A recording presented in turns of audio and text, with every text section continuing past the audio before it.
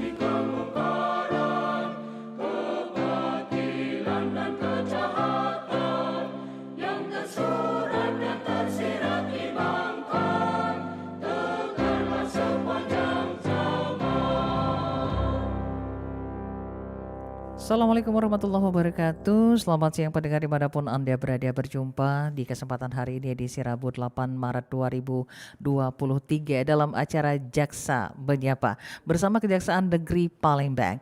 Dan pendengar dimanapun Anda berada dalam acara Jaksa Menyapa, kali ini kita akan membahas sebuah topik tentang penegakan hukum yang humanis dan dengan restoratif justice ya. Dan sudah hadir tentunya di studio Pro 1 RRI Palembang dua narasumber yang luar biasa. Siapakah gerangan dia? Pepatah mengatakan tak kenal maka tak sayang maka tak cinta ya.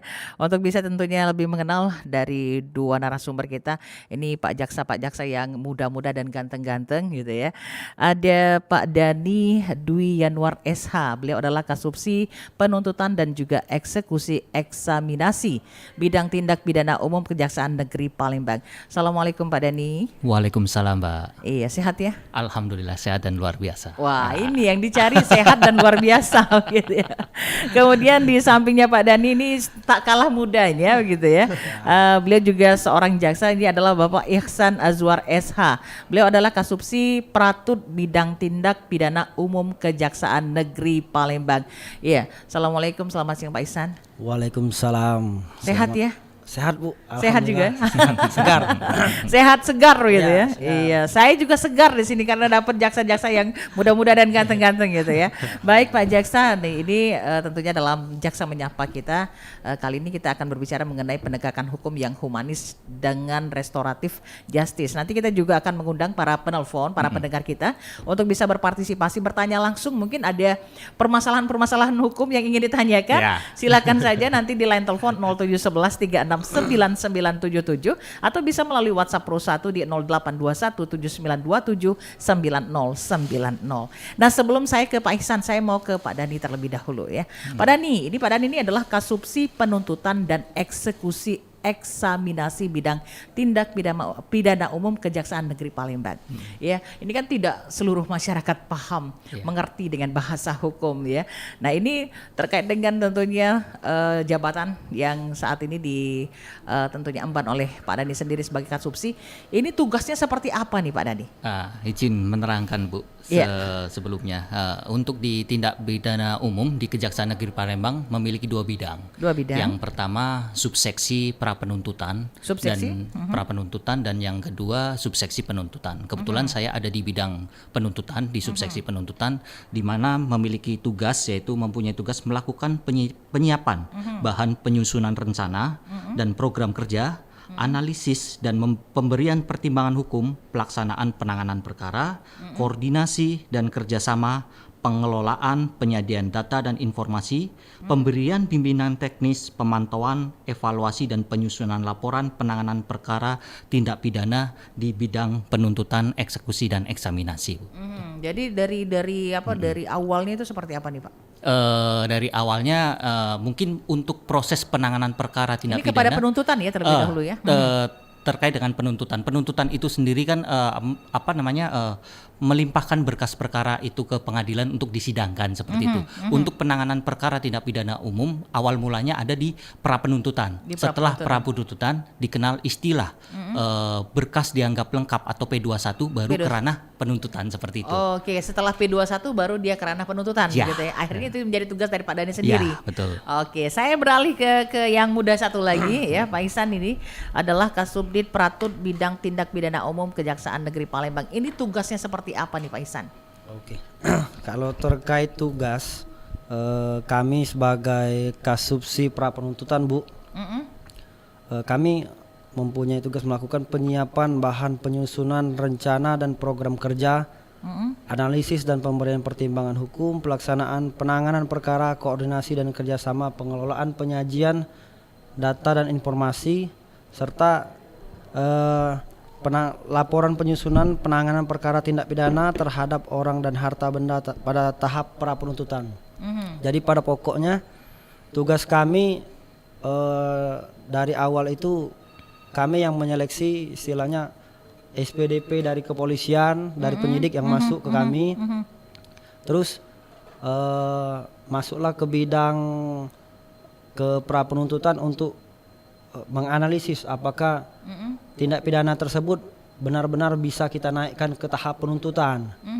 Di sini kita lebih ke mencari apakah cukup alat bukti dan apakah layak untuk disidangkan dan untuk dituntut di pengadilan.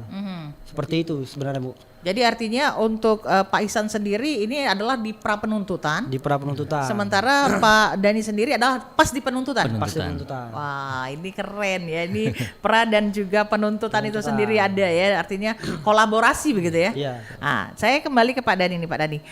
Penegakan hukum yang humanis dengan restoratif justice ya.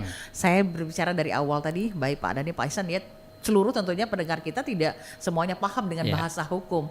Yang dimaksud dengan sebenarnya restoratif justice itu seperti apa sih? Sebenarnya gini Mbak, untuk restoratif justice sendiri itu kan ini yang lagi viral-viralnya didengungkan oleh Kejaksaan Agung ya, program restoratif justice. Restoratif justice itu merupakan kebijakan penuntut umum. Kebijakan penuntut umum dalam penegakan hukum yang menitik beratkan pada keadilan korban. Di mana keadilan korban di sini sempat dilanggar oleh tersangka, yang mana proses penanganan perkaranya ditarik keluar ke luar jalur persidangan, jadi tidak disidangkan seperti itu, Mbak. Sehingga diharapkan tujuan hukum itu sendiri, yaitu keadilan, kepastian dan kemanfaatan hukum itu tercapai di masyarakat. Karena berangkat dari hal tersebut, Mbak, banyak masyarakat yang menilai tidak semuanya perkara tindak pidana sendiri itu layak untuk dibawa ke pengadilan. Seperti itu, jalur pidana atau mempidanakan tersangka itu sendiri itu tidak memulihkan hak-hak yang telah dilanggar oleh tersangka. Seperti itu. Sampelnya seperti apa? Ya. Sampelnya seperti apa? Simpelnya seperti ini, katakanlah orang menjadi korban pencurian. Oke. Ketika tersangka itu diadili atau dibawa ke pengadilan, hak-hak korban itu yang telah dilanggar itu tidak bisa kembali. Ibaratnya itu handphone yang telah tercuri itu tidak kembali seperti itulah. Jadi dengan adanya tentunya restoratif justice ini itu diharapkan itu bisa kembali begitu. Menjembatani itu antara hukum positif dengan keadilan yang ada di masyarakat biar imbang seperti itu. Ini sebenarnya memecah kebuntuan hukum sih seperti itu terkait dengan restoratif justice itu sendiri. Memecah kebuntuan hukum. Ya, wah, betul. keren ya. Oke, kita kembali lagi ke tentunya Pak Ihsan nih tadi. Pak Ihsan ini tadi adalah pra penuntutan. Sementara ini tadi penuntutan. Nah, terkait dengan pra penuntutan tadi disebutkan bahwa dengan adanya tentunya pendekatan yang penegakan hukum dengan humanis dan restoratif justice. Restoratif justice tadi katanya ya disampelkan, dicontohkan seorang korban daripada pencurian begitu yang handphonenya mungkin dicuri begitu ya. Ini kan kalau bisa di jembatan itu bisa kembali begitu ya, bukan cuma sekedar hukumnya saja begitu. Nah, Pak Ihsan tadi kan sempat menjelaskan bahwa bidang tugasnya itu adalah salah satunya penyiapan ekspedisi, kemudian juga analisis ya, laporan kira-kira ini memang bisa atau tidak seperti itu ya. Layak atau tidak. Nah, ini terkait dengan tentunya restoratif justice-nya seperti apa nih Pak Ihsan? Karena Pak Ihsan yang menentukan sebelum tentu itu menjadi penuntutan begitu. Wah, kayaknya saya keren ya, kayak saya pintar ngomong bahasa ini ya. Padahal dekat bapak sekalian ya. Oke, silakan Pak Ihsan langsung ditanggapi. Jadi terkait pelaksanaan penghentian penuntutan berdasarkan keadilan restoratif ini, kami selaku Kasubsi Pratut, jadi sebenarnya kita menyeleksi itu sama seperti halnya kita memeriksa perkara biasa, Bu. Namun kita di sini diberikan istilahnya melalui Peraturan Jaksa Agung nomor 15 tahun 2020 terkait mekanisme pelaksanaan penghentian penuntutan berdasarkan keadilan restoratif itu. Jadi ada 3 syarat pokok untuk pelaksanaan RJ kalau bahasa singkatnya kan restoratif justice ini. RJ.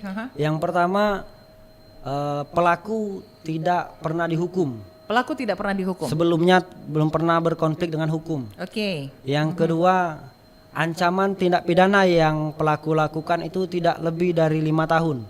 Ancaman hukumnya ya. Ancaman hukumnya. Dan yang ketiga, kerugian yang dialami korban tidak lebih dari Rp2.500.000. Itu syarat pokoknya. Namun bisa dikesampingkan apabila ada hal-hal yang di luar itu, kami akan ekspos langsung ke Jampidum, Jaksa Agung Muda Tindak Pidana Umum. Apabila memang dari ada kebuntuan hukum yang disampaikan oleh Pak Dani tadi kan, bisa diselesaikan, bisa diberikan solusi melalui pimpinan. Maka banyak terjadi pengecualian. Contohnya misalkan dalam perkara narkotika itu pernah dilakukan restoratif justice. Seperti apa tuh Mbak? Restoratif justice ya ketika di kasus narkotika. Ya, jadi adanya pengembalian ke masyarakat karena dalam tindak pidana yang pelaku lakukan merupakan penyalahguna, masih tergolong penyalahguna. Jadi seolah-olah pelaku tersebut adalah korban. Korban penyalahguna narkotika seperti itu.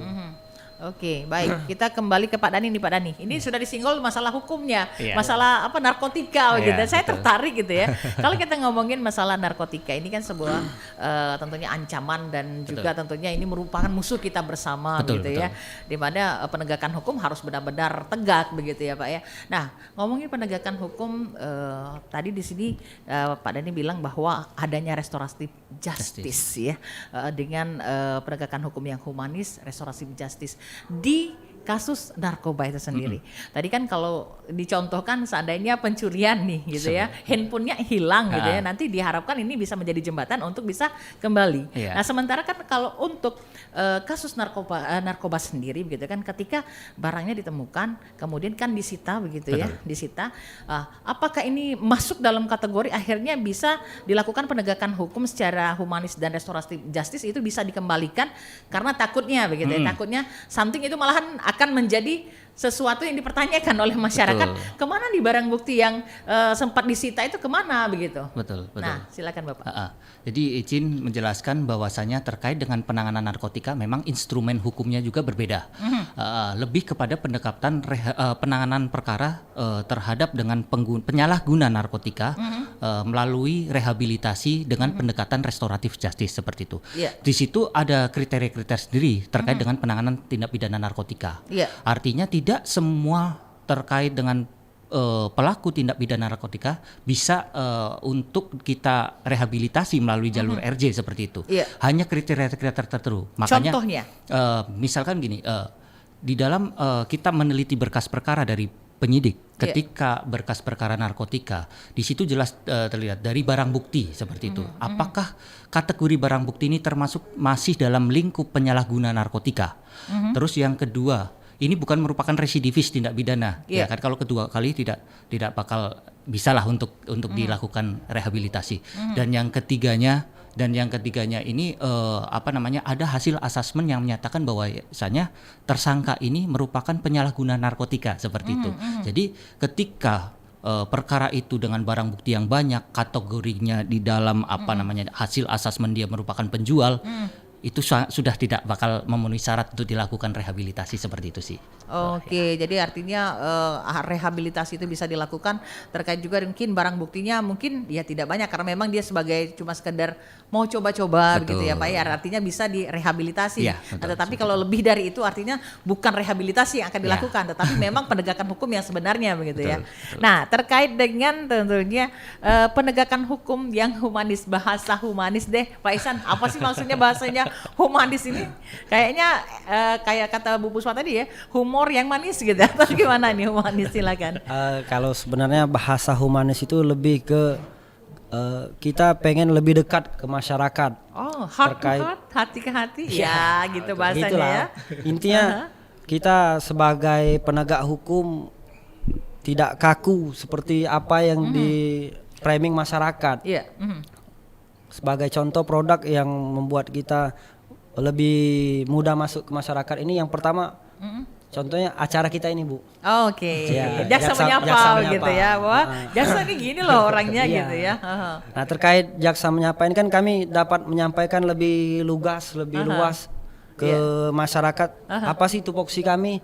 Apa sih program-program kami? Contohnya salah satunya program restoratif justice. Iya. Ya kan? Jadi Ini adalah salah satu bentuk, artinya acara jaksa menyapa ini adalah salah satu bentuk pendekatan yang humanis tadi ya. iya. Oke. Ini kan kita bisa lebih cerita lebih nggak kaku kan. Nggak kaku, Beda kalau kita berbicara di persidangan atau Iya. di kantor kan. Mungkin lebih kaku kan Mas Dani? Iya. Nah, ini kembali Mas Dani ya. Jadi bahasanya humanis itu termasuk acara di Jaksa Menyapa ini juga adalah salah satu bentuk bahwa jaksa tuh nggak seserem itu kok. Betul. Gitu ya. Bahwa orang-orang hukum tuh nggak sekaku itu kok. Ternyata kita juga bisa melakukan pendekatan-pendekatan. Nah, kalau untuk kasus sendiri nih, misalnya dalam kasus mungkin ketika di persidangan atau kan pasti framing dari masyarakat, benar kata Mas Ihsan tadi katanya, framing masyarakat ini pasti serem. Pasti kalau udah ngomongin masalah hukum, ngomongin masalah aparat hukum, orang udah keder duluan. Boro-boro untuk curhat gitu, boro-boro untuk bercerita misalnya kalau seandainya dia memiliki persoalan. Nah, ini kalau tentunya Pak Dhani sendiri ya sebagai orang yang bekerja di kejaksaan, ini menyikapinya seperti apa? Jadi gini, mungkin perlu menambahkan juga yang terkait dengan humanis tadi. Humanis Mbak, ya. Berangkat dari restoratif justice sendiri, kita berangkat dari perkara yang pernah viral di Indonesia, seperti contoh perkara Nenek Minah. Nenek Minah, Nenek Minah yang mencuri biji kakao, ya kan? Kalau dalam proses penegakan hukum ini tentu bersalah seperti itu.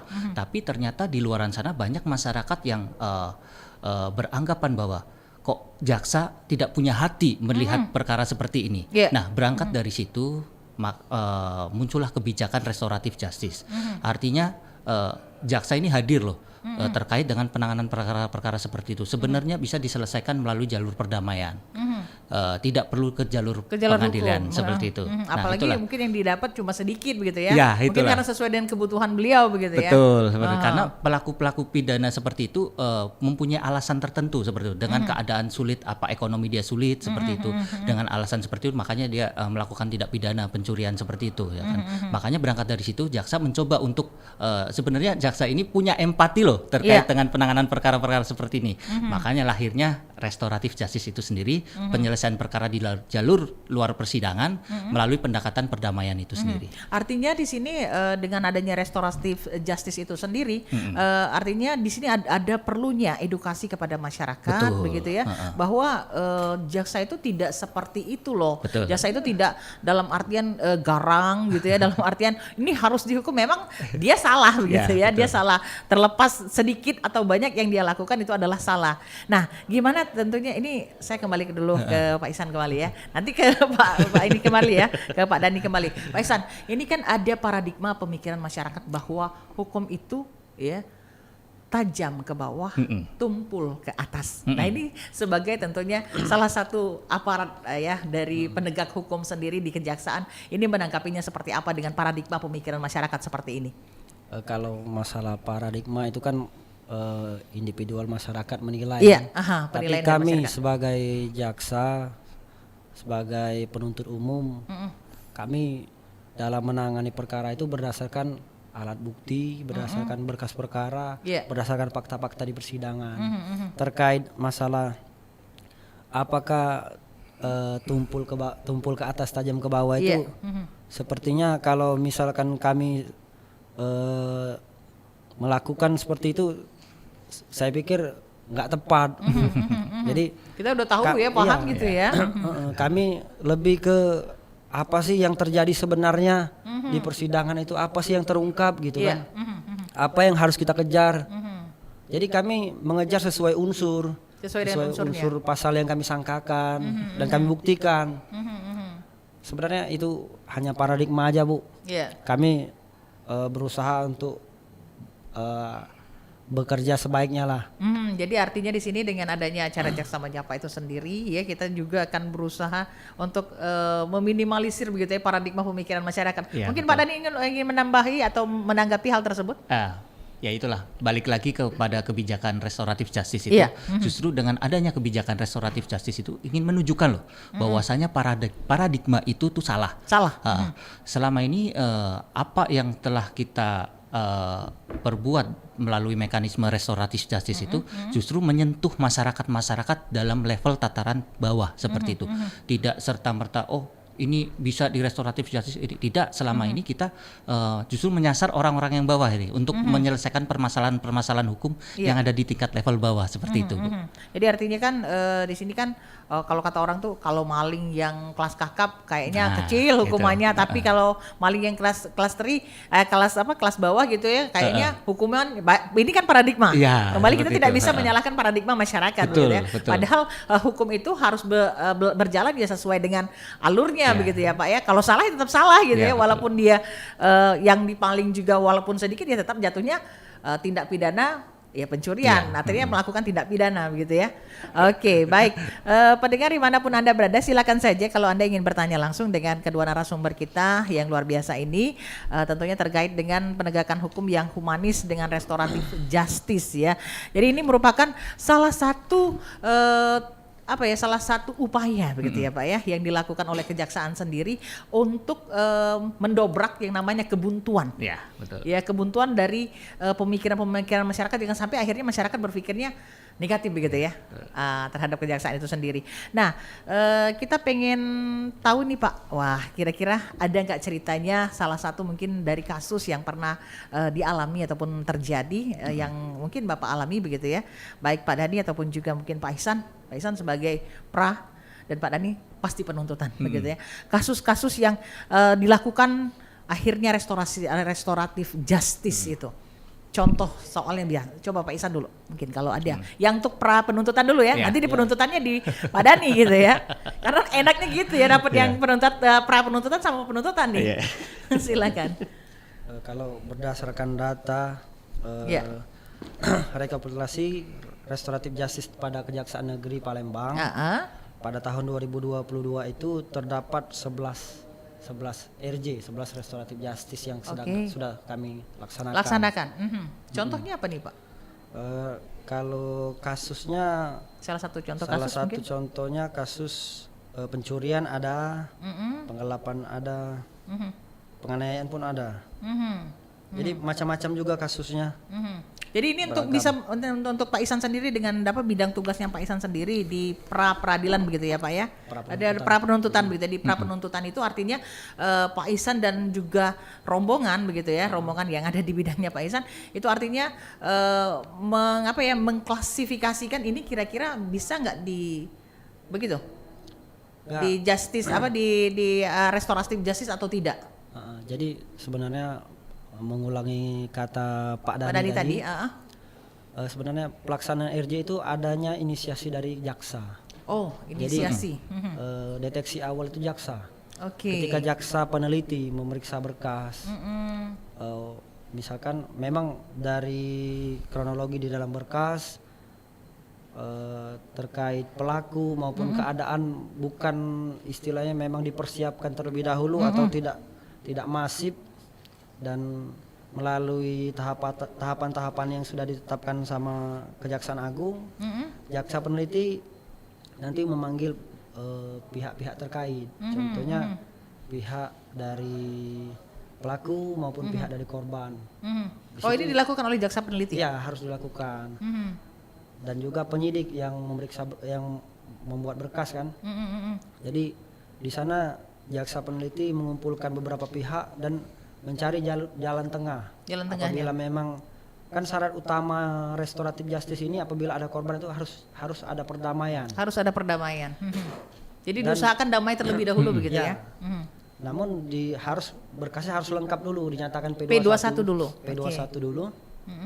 Baru dilakukan pertemuan diskusi lah terkait perdamaian. Kalau memang ada perdamaian dan 3 syarat tadi terpenuhi, yang pertama pelaku belum pernah dihukum, ancaman pidana tidak lebih dari 5 tahun dan kerugian di bawah 2.500.000, insya Allah kami berani untuk melakukan gelar perkara ke Jaksa Agung Muda Tindak Pidana Umum.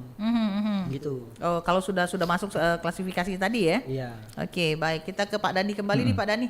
Kalau Pak Dani sendiri Pak Dani ya, tentunya terkait dengan penegakan hukum yang humanis dengan restoratif justice. Tadi kan di pra penuntutan, sementara Pak Dani sendiri di penuntutan. Jadi kan katanya haruslah P21 dulu nih, baru bisa nanti di restoratif justice begitu ya. Betul. Nah, ini bentuk restoratif justice-nya seperti apa nih Pak Dani? Apakah di dalam persidangan itu sendiri atau di luar persidangan itu dilakukan? Ini terkait dengan di luar persidangan. Di luar persidangan. Jadi pada waktu awal itu jembatannya itu pada saat jaksa peneliti melakukan penelitian terhadap berkas perkara.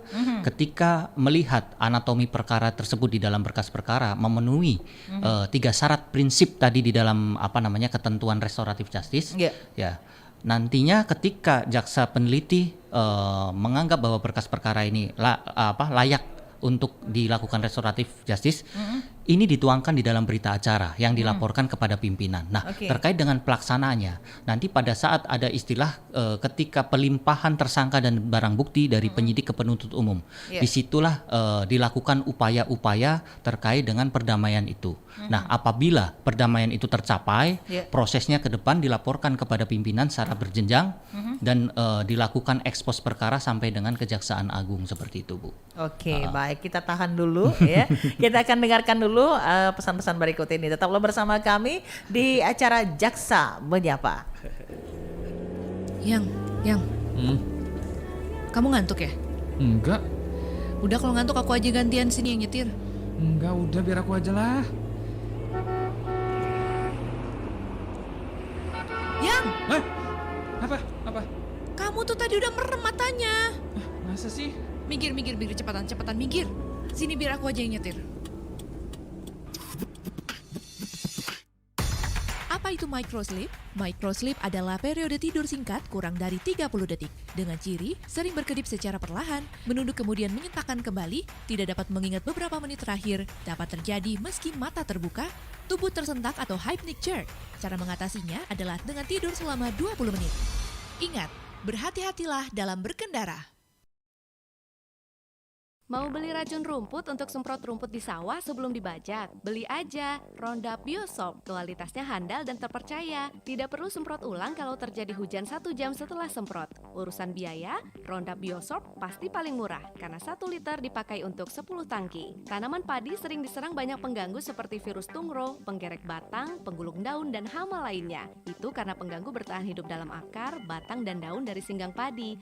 Kalau dimatikan, maka tidak tersedia tempat hidup, sehingga pengganggu mati dan padi lebih aman dari pengganggu. Makanya, semprot Roundup Biosorb. Caranya dalam 1 tangki 15 liter, masukkan 100 ml Roundup Biosorb dan 30 ml Lindomin. Aduk dan semprotkan pada singgang padi dan gulma lainnya. Jika hanya 1 kali bajak sawah, maka semprotkan 2 minggu sebelum bajak. Jika butuh 2 kali bajak sawah, maka semprotkan 1 minggu sebelum bajak pertama. Tunggu apa lagi? Matikan gulma singgang padi sampai ke akar-akarnya agar tidak menjadi tempat hidup virus dan hama. Semprotkan campuran 100 ml Roundup Biosorb dan 30 ml Lindomin per tangki. Iklan ini dipersembahkan oleh PT New Farm Indonesia.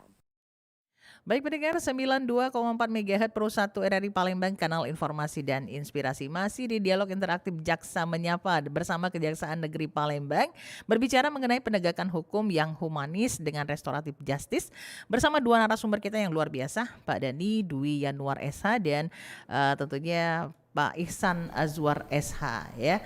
Nah, kita lanjut kembali. Sudah dibahas katanya restoratif justice itu ya ketika jaksa peneliti ya. Jadi berdasarkan dari jaksa peneliti itu baru bisa ditentukan nanti ini bisa nggak kira-kira dilakukan yang namanya restoratif justice tadi.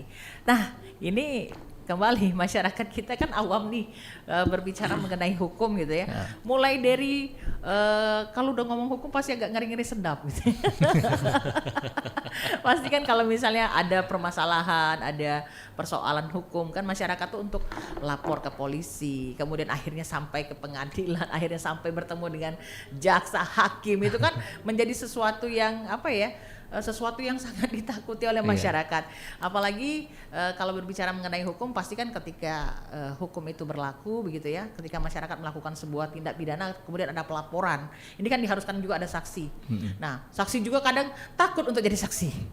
Ya, ini kan menjadi salah satu dilema juga. Tapi sebelum kita bertanya mengenai saksi itu sendiri, kita pengen tahu nih mekanismenya perjalanan hukum gitu ya. Perjalanan tentunya penegakan hukum itu sendiri terhadap sebuah kasus itu mulai dari pertama pelaporan sampai dengan akhirnya dilakukan penyidikan oleh penyidik sampai akhirnya P21 lalu akhirnya pra penuntutan, kemudian akhirnya penuntutan sampai akhirnya pada putusan itu seperti apa nih Pak? Mungkin Pak Ihsan dulu. Oke. Izin menjelaskan Bu, terkait yang pertama itu kan kami menerima SPDP dari polisi. SPDP? Pemberitahuan dimulainya penyidikan. Oke. Surat pemberitahuan? Dimulainya penyidikan. Dimulainya penyidikan. Oke. Itu kan dasarnya di dalam SPDP itu ada laporan polisi. Ada yang LP mana ya? Yang mana di dalam itu ada pelapor. Biasanya pelapor itu korban kan? Yeah. Apabila kita menilik ke tindak pidana penganiayaan misalkan korban penganiayaan yang jadi pelapor. Di situ ada terlapor dan diperiksa, ada kronologi singkat di situ terkait perkara, terkait tindak pidana yang dilakukan. Setelah itu kita tunggu sekitar biasanya 1 minggu atau 2 minggu datanglah berkas perkara. Berkas perkaranya datang. Berkas perkara datang. Setelah dari pelaporan? Enggak, setelah kami nerima SPDP. Oh, setelah menerima SPDP. Itu kalau dari pelaporan itu biasanya 7 sampai 14 hari juga. 7 sampai 14 hari baru ke nerima SPDP. Baru kami nerima SPDP. Oke, baik. Sudah apabila kami nerima berkas, di situ ditunjuklah jaksa peneliti. Jaksa peneliti berkas. Jaksa meneliti apa saja yang kurang, apabila ada yang kurang dikasih petunjuk. Pertama kami melakukan petunjuk biasanya melalui koordinasi. Dikoordinasikan terlebih dahulu. Apabila telah dilakukan koordinasi masih ada kekurangan, barulah keluar P18 dan P19. Terus apabila sudah dilengkapi, Oh, P18, P19 artinya itu belum lengkap ya masih ya? Masih iya, harus masih dilengkapi belum lengkap, gitu ya? harus dilengkapi. Jadi P18 itu menyatakan belum lengkap, P19 itu petunjuknya apa aja yang harus dilengkapi sama penyidik. Iya. Lanjut ke apabila memang sudah lengkap, dinyatakan lengkap, keluarlah yang namanya P21, berkas sudah lengkap. P21 ya, berkas sudah lengkap. Baru apabila telah lengkap, kami dengan kepolisian melakukan kesepakatan lah kapan akan diserahkan tersangka dan barang bukti untuk diserahkan ke kejaksaan. Selanjutnya apabila disepakati, kami melaksanakan tahap 2 namanya, Bu. Tahap 2. Tahap 2. Di sana kami menerima tersangka dan barang bukti terkait tindak pidana yang dilakukan. Oh, artinya tersangkanya ketika sudah masuk ya di sel oleh polisi begitu ya. Kemudian akhirnya diterima oleh kejaksaan. Dilimpahkan ke kami. Dilimpahkan ke kejaksaan. Dilimpahkan ke kami. Artinya ditahan di kejaksaan. Di tahanan kejaksaan Tahanan namanya. kejaksaan. Oke, tahanan kejaksaan. Itu selama berapa lama nih Pak dari polisi setelah pelimpahan ini tadi? Kalau dari polisi ke kita itu pertama polisi menahan dulu 20 hari. 20 hari, oke. Apabila belum ini kan ditambah 40 hari 40 perpanjangan. hari. Itu dari kami penahanannya. Selanjutnya apabila telah lengkap, kami memberikan penahanan 20 hari lagi. 20 hari lagi. 20 hari lagi. Setelah itu dalam waktu 20 hari itu kami harus melimpahkan berkas perkara bersama barang bukti dan tersangka ke pengadilan untuk dilakukan persidangan. Seperti itu. Oke, mekanismenya ya. Mekanisme persidangan kita mengikuti mekanisme di Mahkamah Agung melalui Pengadilan Negeri Palembang kan. Iya. Kami mengikuti ya yang pertama pembacaan surat dakwaan. Iya. Lanjut ke pemeriksaan saksi, pemeriksaan terdakwa, tuntutan, pledoi dan putusan. Pledoi apa tuh pledoi? Pembelaan. Pembelaan dari terdakwa. Oke, baik. Mungkin Pak Dani mau menambahkan? Kurang lebih sama, cuman saya menekankan pada mekanisme restoratif justice tadi itu sendiri. Nah, yang sebelumnya saya jelaskan tadi itu bahwasanya pada saat proses P21 jaksa peneliti itu membuat berita acara apakah memang berkas perkara ini memenuhi syarat formil atau material untuk dilanjutkan ke persidangan. Tapi formil material itu seperti apa? Formil material di dalam berkas perkara mungkin terkait dengan persyaratan formil itu terkait dengan surat menyurat atau keabsahan surat di dalam berkas perkara seperti itu, baik terkait dengan penahanan, administrasi penyitaan, pengadilan seperti itu. Untuk materialnya itu terkait dengan unsur-unsur pidana yang didakwakan nantinya atau yang disangkakan oleh penyidik kepada tersangka itu sendiri. Gitu loh. Nah, setelah jaksa peneliti menyatakan bahwasanya itu memenuhi syarat formil dan material, jaksa peneliti ini membuat berita acara bahwasanya ini layak. Nah, apakah ini layak untuk dilanjutkan kepada persidangan atau layak untuk diupayakan melalui jalur restoratif justice seperti itu? Apabila jaksa peneliti di dalam pendapatnya menyatakan bahwasanya ini layak untuk dilakukan restoratif justice mengingat dengan 3 prinsip tadi yang di dalam aturan instrumen restoratif justice. Nah, pada saat itu dilakukan pertemuan ini antara pihak tersangka dengan pelapor. Oke, kita tahan dulu ya Pak. Betul. Karena nampaknya ini sudah tidak sabar untuk bisa bergabung ya. Kita tetap sabar dulu, ada pendengar kita. Halo, assalamualaikum. Waalaikumsalam warahmatullahi wabarakatuh, Mbak penyiar. Iya, dengan siapa nih Mbak? Ini saya Dina di Pak Jo, Mbak. Oke, Bu Dina di Pak Jo. Silakan Bu Dina yang ingin ditanyakan dengan narasumber kita. Iya, terima kasih Mbak. Assalamualaikum Bapak narasumber. Waalaikumsalam Bu. Iya, saya Dina dari Pak Jo. Ada yang ingin saya tanyakan nih Pak. Saya juga baru sempat monitor acara Pro 1 Jaksa Menyapa. Yang ingin saya tanyakan Pak, apakah semua tindak pidana dapat diselesaikan secara restoratif justice Pak? Iya, umpamanya saja tindak pidana itu di atas 10 tahun, nah itu pun bisa diselesaikan secara restoratif justice. Nah, bagaimana pula tindak pidana itu yang di bawah 5 tahun? Mohon penjelasannya Bapak narasumber. Oke. Terima kasih. Assalamualaikum. Waalaikumsalam warahmatullahi wabarakatuh. Terima kasih Bu Dina yang ada di Pak Jo. Mungkin Pak Dani dulu untuk bisa menanggapi apakah semua tindak pidana itu bisa dilakukan restoratif justice. Nah, bagaimana kalau tindak pidana itu ternyata hukumannya di atas 10 tahun betul. atau di bawah 5 tahun. Ini bagaimana restoratif justice-nya seperti itu? Betul. Mungkin tadi saya lupa menyampaikannya bahwasanya tidak semua tindak pidana ini bisa diselesaikan melalui jalur restoratif justice. Nah, sesuai dengan surat edaran nomor peraturan kejaksaan nomor 15 ya. Nomor 15 tahun 2020 tentang penghentian perkara penuntutan berdasarkan restoratif justice. Di situ diamanatkan terkait dengan syarat prinsip gitu loh. Artinya secara limitatif di sini dibatasi. Tidak semua tindak pidana ini bisa diselesaikan melalui jalur restoratif justice. Harus ada 3 syarat prinsip yang tadi disampaikan rekan saya tadi, bahwasanya satu, pelaku ini tidak pernah melakukan tindak pidana atau residivis tindak pidana. Yang kedua, ancaman hukumannya tidak lebih dari 5 tahun. Dan yang ketiga, kerugian korban ini tidak lebih dari 2.500.000. Artinya tadi yang disampaikan oleh Bu Dina di Pak Jo itu, ketika itu tindak pidana itu ancamannya di atas 10 tahun sudah tidak memenuhi lagi untuk dilakukan RJ seperti itu. Tidak bisa artinya bisa. Tapi kalau di bawah bisa? Bisa diupayakan. Bisa diupayakan. Tapi lihat dulu kasusnya. Betul. Mungkin Pak Isan bisa menambahkan pertanyaan dari Bu Dina tadi? Kurang lebih sama ya. Terkait penanganan perkara yang ancaman di atas 5 tahun itu kecil kemungkinan bisa, Bu. Apabila di bawah, insya Allah bisa. Tapi kita tetap mengacu pada peraturan Kejaksaan Agung nomor 15 tahun 2020 itu, Bu, terkait penghentian penuntutan berdasarkan keadilan restoratif. Jadi kita tidak bisa lepas dari koridor kita berdasarkan instrumen yang sudah kita buat. Gitu. Oke, jadi sesuai dengan instrumen yang sudah dibuat. Nah, Pak Dani sendiri tadi ingin melanjutkan kembali mungkin yang ingin disampaikan tadi? Ya tadi saya lanjutkan, ketika perkara itu sudah dinyatakan lengkap oleh jaksa, dilakukan pertemuan. Pada saat pertemuan ini dilakukan pada saat tahap 2 itu. Penyerahan tersangka dan barang bukti dari penyidik kepada penuntut umum. Disitulah dilakukan upaya-upaya mediasi.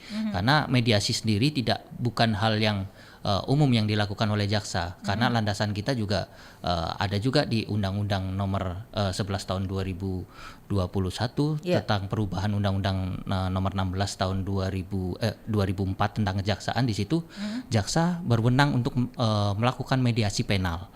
Nah, disitulah dilakukan upaya-upaya.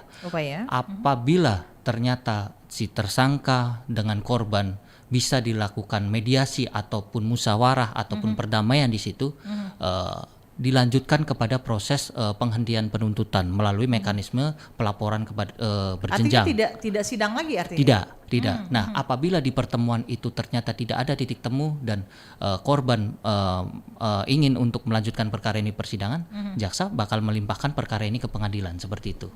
Jadi artinya sebelum dia ke pengadilan, artinya dilakukan dulu restorasi justice ini dulu, sehingga kalau memang ini bisa dihentikan begitu ya, perkara yang tidak sampai ke pengadilan begitu ya. Seperti itu. Oke, lanjut kembali. Ini dari proses-prosesnya sampai dengan akhirnya pada sidang putusan itu seperti apa nih?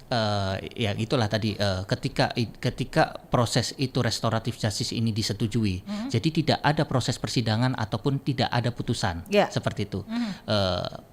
Produk yang kita keluarkan hanya ketetapan artinya saja. Kepala Kejaksaan Negeri mengeluarkan SKP 3, surat ketetapan penghentian penuntutan di situ terhadap penanganan perkara yang dimaksud seperti itu. Tidak sampai ke pengadilan seperti itu. Artinya walaupun kasus itu seperti kasus pencurian yang katanya masa hukumannya di bawah 5 tahun.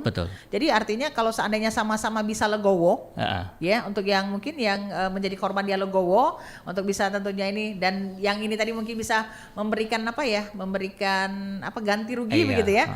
Ini artinya bisa didamaikan begitu. Bisa didamaikan seperti itu.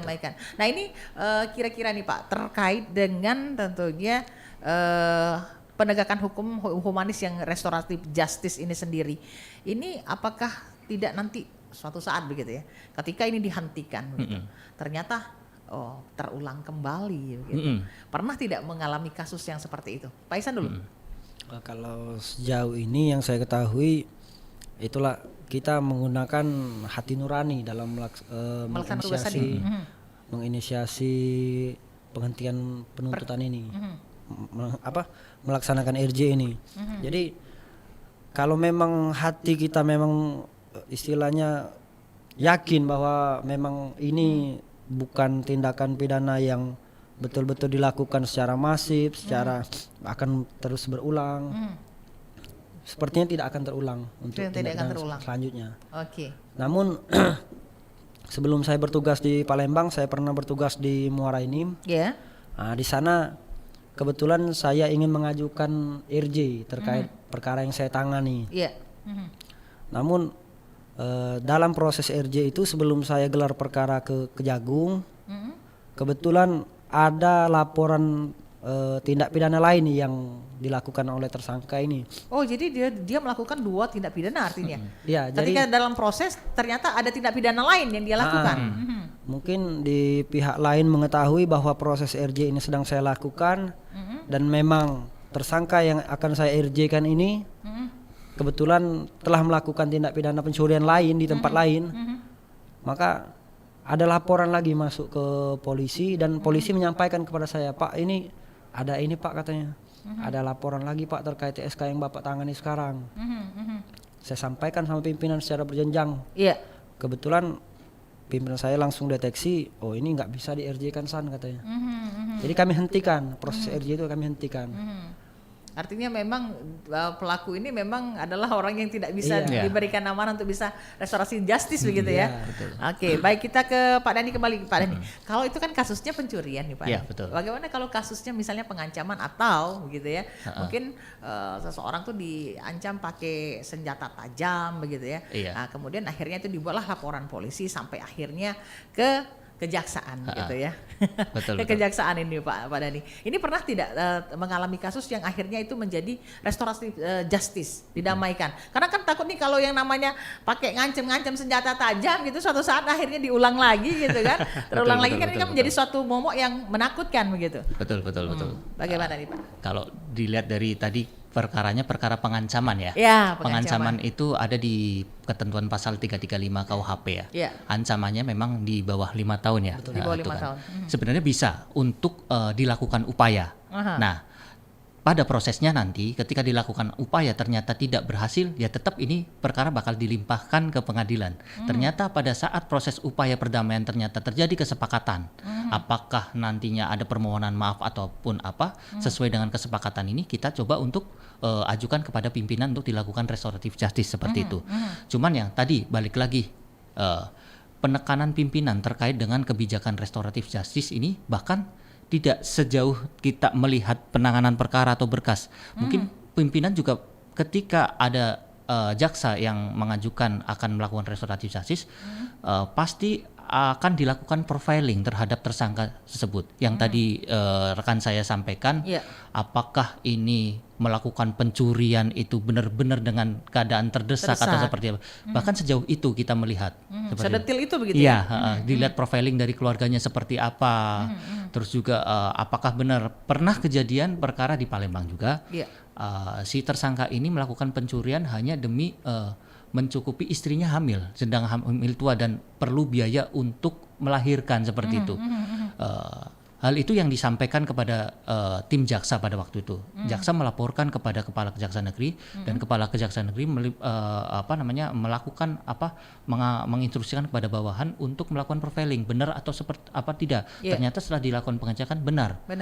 Tentu ini layak dan kiranya ini menjadi yang pertimbangan menjadi ya? pertimbangan juga bagi pimpinan untuk menerapkan kebijakan restoratif justice ini. Nah ini tadi terkait dengan pengancaman tadi nih Pak, itu tadi kan ini kan ada ketakutan nih pasti bagi yang si korban sendiri kan kita berusaha untuk restorasi justice katanya kalau bisa damai, tetapi kan kita tidak pernah bisa mengetahui apa yang ada di dalam otak ataupun hati manusia begitu ya, yang kedepannya seperti apa itu kan tidak ada. Ini kira-kira kalau seandainya oke, jadi nih restoratif justice damailah akhirnya keduanya. Ketika itu sudah damai artinya kan kasus dihentikan.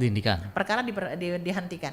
Nah, ketika itu terulang lagi, apakah itu akan membuat laporan baru atau melanjutkan yang sudah ada? Oh, tidak. Tentunya ini laporan yang baru dengan perkara yang baru mungkin itu jadi pertimbangan kita nantinya di dalam penyusunan surat tuntutan. Artinya si tersangka ini dari awal pernah melakukan tindak pidana RJ dan itu jadi bahan pertimbangan kita nantinya dalam menentukan tuntutan si tersangka itu. Oke, baik. Ini pengalaman baik Pak Ihsan sendiri ataupun Pak Dani sendiri terkait dengan saksi ya. Ini kebanyakan masyarakat itu kayaknya moh jadi saksi gitu ya. Males jadi saksi, nanti takutnya gitu ya. Takutnya keamanannya itu yang tidak terjamin begitu ya. Takutnya nanti keluarga daripada si pelaku ini nanti akhirnya menuntut si saksi begitu ya, melakukan hal-hal yang tidak diinginkan kepada saksi, sehingga padahal harusnya kan kalau yang namanya hukum ya kita harus gimana ya, harus ada saksi begitu untuk bisa menuntut sesuatu itu. Nah ini bagaimana kalau Pak Ihsan sendiri menanggapi mengenai saksi ini sendiri? Banyak orang malas menjadi saksi begitu ya? Iya, sebenarnya karena mungkin ketidaktahuan saksi terkait apa sih fungsi saksi itu di persidangan. Di persidangan, oke. Jadi kalau saya pribadi sebagai jaksa ketemu dengan saksi yang tidak mau menjadi saksi, pasti saya lebih pendekatan persuasif. Saya jelaskan. Sebenarnya saksi, kalau tidak saksi laporkan ini, kami tidak akan menyidangkan ini, dan polisi juga tidak akan menangkap si terdakwa. Jadi kita di sini sebenarnya saling bantu. Saya jelaskan seperti itu aja. Saling bantu dalam memenuhi apa sih laporan yang saksi laporkan pada saat itu. Akan kita buktikan, akan kita sidangkan, akan kita tuntut apabila memang benar laporan tersebut. Maka kami mohon dukungannya secara. Jadi artinya pendekatan secara persuasif, hati ke hati begitu ya? Persuasif aja. Biasanya kalau saksi sudah kita jelaskan seperti itu, nerima dia, mau. Karena kan kita tahu lah kalau sidang seperti di Pengadilan Negeri Palembang kan banyak. Rata-rata kadang-kadang datangnya jam 10, sidangnya jam berapa? Gitu kan. Padahal jadi, sementara mereka ada kerjaan lain gitu, mungkin gitu ya, pasti, buat malesnya ya. Contoh misalkan si saksi ini kerja di mana, kita buat surat panggilan, dan surat panggilan itu dijadikan seperti surat izin untuk tidak masuk kerja seperti itu, karena memang kesaksiannya dibutuhkan. Iya, kesaksiannya dibutuhkan, dan memang prosesnya itu kadang-kadang jarang sih cepat. Biasanya datang jam 10, sudah makan siang baru dipanggil gitu kan. Itu yang membuat ini akhirnya malas begitu untuk jadi saksi ya. Tapi kalau kita udah lakukan pendekatan secara persuasif tadi, biasanya mau saksi itu. Biasanya mau. Oke, kalau Pak Ihsan sendiri, Pak Ihsan, ada menambahkan? Menambahkan aja ya. Sebenarnya perlu adanya edukasi sebenarnya ini kepada masyarakat, bahwasanya menjadi saksi dalam perkara tindak pidana itu suatu kewajiban. Suatu kewajiban karena di dalam ketentuan KUHP sendiri, ketika itu diindahkan atau tidak kita sebagai saksi terus dilakukan pemanggilan secara patut tidak diindahkan, ini ada ancaman hukumannya seperti itu. Kan seperti itu. Paling lama 9 bulan penjara seperti itu. Artinya kan untuk saksi sendiri, kalau seandainya dia tahu, mengetahui dan dia tidak mau begitu ya, untuk padahal udah diundang secara baik-baik gitu ya, untuk bisa dilakukan pendekatan secara persuasif seperti Pak Ihsan tadi, artinya ada sanksi hukum juga. Iya, ada sanksi hukumnya juga. Dan itu perlu edukasi sebenarnya kepada masyarakat, sebenarnya kewajiban loh di dalam tindak pidana ini menjadi saksi. Takut nanti dia untuk jadi saksi karena dia dapat sanksi pula katanya untuk jadi saksi. Jadi gimana terus? Ya harusnya itu masyarakat sebenarnya tahu menjadi saksi ini apa esensinya itu apa gitu. Esensinya itu hanya untuk membuat terang tindak pidana kan seperti itu. Membuat terang tindak pidana.